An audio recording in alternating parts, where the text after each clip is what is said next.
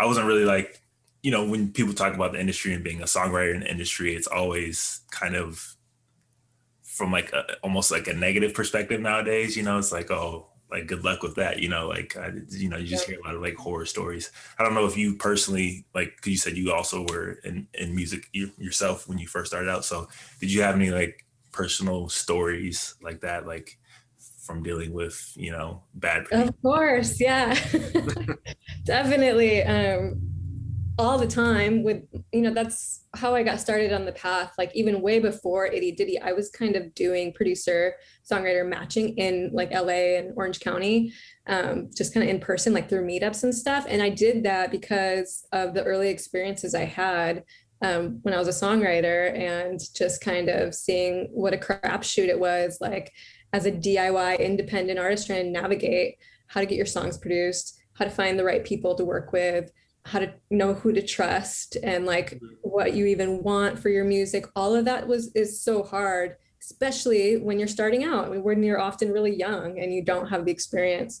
So I definitely have, specific horror stories. The first time when I was 20, I was playing my songs out live, I was approached by a producer who wanted to work with me. And this was early, like 2000. So home recording was kind of a new concept at the time, and kind of going over to someone's house and recording out of their bedroom was kind of new. And we really hit it off. We made a lot of good songs together. We didn't have any contracts in place up front. And so when he wanted to then, date me, and I didn't want to date him back, decided he wanted to keep all the songs. And there was some label interest too. I mean, I was in Southern California. I had some contacts in the industry. So I had a friend who passed these songs off to some people at a record label, and there was interest. And as soon as that started happening, then all of a sudden he was making all of these kind of gratuitous demands about like wanting half the songwriting credits. And he was really just butthurt, like I didn't want to date him. And that story is so common. So yeah. I came to realize over the years, like now it manifests itself in many different ways for both men and women. So, but yeah, I've definitely had my share of those types of experiences. Yeah. That's crazy. Yeah. I love that. Like, even from bad situations, that become a catalyst to like, how do we eliminate that awkwardness between, an artist and a producer, especially, women who are trying to get in, early on and dealing with male producers? Like, how do you avoid that sort of like, just physical aspect of it, and not just focus on the work, the production and making the sound better? And I like how the platform has these steps where there's really nothing about like the artist's look so much as like trying to make this project sound the best. Yeah, kind of like The Voice.